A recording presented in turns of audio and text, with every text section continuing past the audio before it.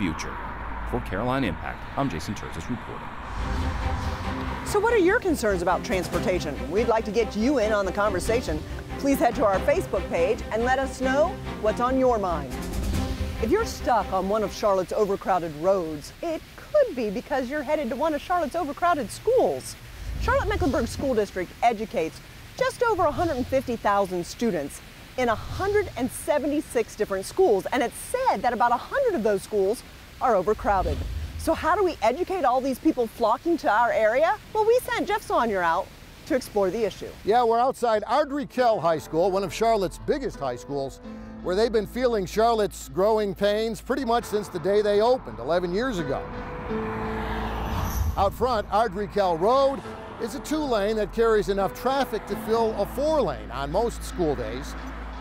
The campus itself is surrounded by popular neighborhoods that didn't even exist back when they were planning this school. And not far from ANDREA, well, there's a lot more growth coming. More homes, more traffic, more everything. I wanna be bigger, bigger than the fame, bigger than the lights, bigger than the money. ANDREA looks big enough, at least until the bell rings. I wanna be bigger, bigger than it all, bigger than the glory, I can never fall. And then, well, this is what happens when a school that's supposed to hold about 2,000 teenagers Be bigger, bigger than the fame, bigger than the lights, bigger than the money. instead has about 3,000 teenagers. I would get more specific here. It says just create a Quizlet on them. Welcome to ANDREA's class of 35. Not a reunion, more like, holy cow, I can't believe there's a class of 35 crammed in here. 35 kids in a psych class. In this room, yes. That's not ideal teaching. That's one of the smaller I've had in the last 4 years. Teacher Leah Burton says at her last school, outside of Charlotte and CMS, classes were about half this crowded, but, you know. That's public education for you, and in booming areas, the schools they build that can't keep up with, class size. But it's doable, it's manageable. Whenever you build a new school and you have some new housing there, then you get an influx of more new housing. And that's what happened out in ANDREA. School Board Chair Mary McCray explains that's why the board voted last year to start designing Charlotte's new school buildings bigger with more classrooms, just trying to keep up. Exactly. And so from the start, if you're saying, okay, I'm going to build this school with 100 classrooms, you know, as a high school, by the time you open, you probably need 125. And that's part of the problem. Another problem is money. These bigger schools have bigger price tags. McCray says the old cost of a new elementary school was between $26 and $32 million. Now a new school starts at $36 million, which leaves less money for expanding older schools that are also overcrowded. We have to increase the size of our elementaries now. You know, like an elementary school like Albemarle Road, which was built for maybe 26, no more than 30 classrooms, but you're sitting there with over 1,000 kids in there. Actually, it was 1,152 last year here at Albemarle Road Elementary, which is almost twice as many students as the school was built for. How long has it been overcrowded? As long as I can remember, so I know at least for the last eight years. Principal Philip STEFFES says a typical day in one of Charlotte's most overcrowded schools often means lining up for scheduled bathroom breaks and late lunches in a cramped cafeteria.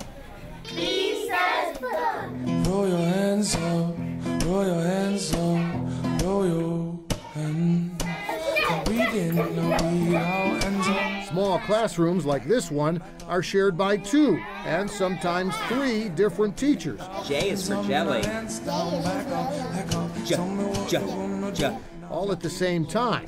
And when they still need extra space, Keep rolling, rolling, rolling. Many teachers on carts Rolling, rolling, rolling. that have to be mobile. K for what? these are teachers who don't have a classroom because there aren't enough classrooms to go around. Exactly.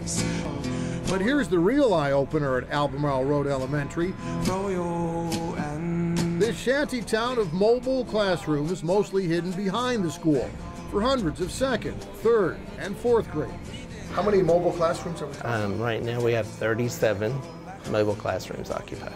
There's actually more kids outside in mobile classrooms than inside in regular classrooms. And when it rains, well, kids get wet. And families get frustrated, waiting for the new school, just now being built a few miles away. That's supposed to provide relief, eventually. You're one school out of 100 or 200 or how many schools there are, so what do they really care about your one little school? We're talking with ANDREA DIAZ and her daughter outside their school, Waddell Language Academy, which used to be a $33 million new high school. But for 10 years, its 80 classrooms were half empty, until CMS closed Waddell High and reopened it as a successful K-8 school instead. Now CMS wants to close Waddell again, spend $4 million more, and reopen it again as a high school again, leaving parents wondering, what's the plan here anyway? We're already 10 years behind. We need to start getting caught up. We need to catch up. We need to get the buildings and the schools that can accommodate this growth. Or you got to think of how to change that and how to make it smaller so that you can handle it. I wanna be bigger. Yeah, one more issue we've got to ask about is how does a big school system like Charlotte keep it personal? Not just for the kids who are learning in those crowded schools, but also for the parents who just want someone to talk to when they've got a question or a problem. You think some school districts are too big? Is CMS one of those school districts that maybe is growing too large to have that personal touch from a superintendent's point of view, from a parent's point of view? You know, it's interesting because I've heard that. I don't think many people who get service today from, say Amazon's too big. Sometimes there is scale that allows you to really do great things on behalf of your customers. In my case, my customers are kids. I think our scale allows us to bring resources to kids that we might not be able to bring if we were a smaller district. New school superintendent Clayton WILCOX adds that the key to CMS becoming not just a bigger school system, but also a better school system is making sure that every main office, whether it's on a school campus or at CMS headquarters uptown, isn't just a complaint desk for parents, but reaches out to parents before there's a complaint, no matter how big or how crowded their individual school might be. The most recent numbers show 58 CMS elementary schools are at or above capacity, along with 27 middle schools and 18 high schools, all overcrowded. So what's the most overcrowded school in the Charlotte-Mecklenburg system? The CMS numbers show it's K-8 Collinswood Language Academy at 187% of capacity. 3 other schools are above 170% capacity.